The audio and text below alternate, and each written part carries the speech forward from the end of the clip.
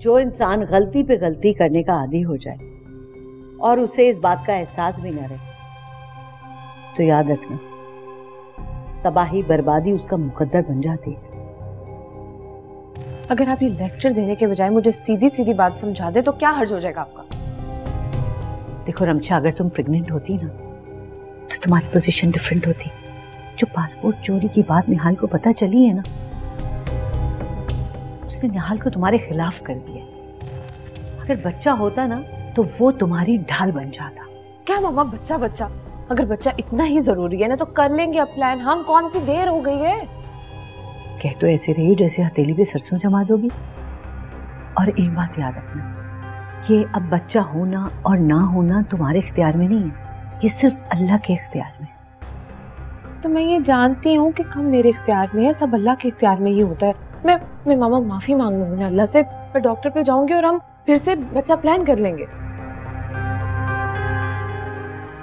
मैं अल्लाह ताला से दुआ करूंगी कि मेरी बेटी की अच्छाई की इस राह पे इसकी मदद फरमाना और इसके गुनाहों कोताहियों को माफ फरमा देना और इसके लिए खुशियों के रास्ते खुलते हमें इंशाल्लाह इंशाल्लाह।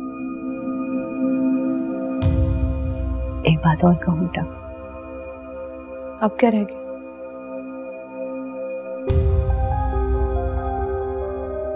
बीना तुम्हें माफ करेगी तो अल्लाह माफ करेगा। क्या कहा आपने? बीना मुझे माफ करेगी? बीना मुझे माफ करने वाली होती कौन है? आपको नहीं याद? उस बीना ने मेरी मंगनी तोड़वाई थी, उसने मुझसे मेरा निहाल छीना। तो उसको नहीं पता था कि मैं निहाल से प्यार करती हूँ, मेरी मंगनी हो रही थी उससे। उस बीना ने ना निहाल को मुझसे छीना था। मैंने तो सिर्फ अपना निहाल उससे वापस लिया और कुछ भी नहीं किया, इसलिए उसको मुझसे माफी मांगनी चाहिए, मुझे नहीं। आ गया आपको समझ? रमशा,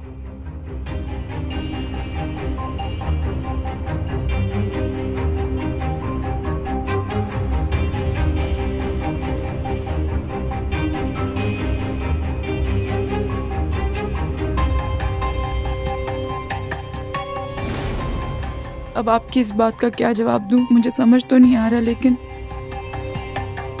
आपको इस तरह दुखी देखकर मुझे जरूर अफसोस हो रहा है।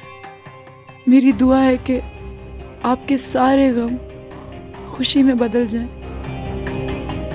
आमीन।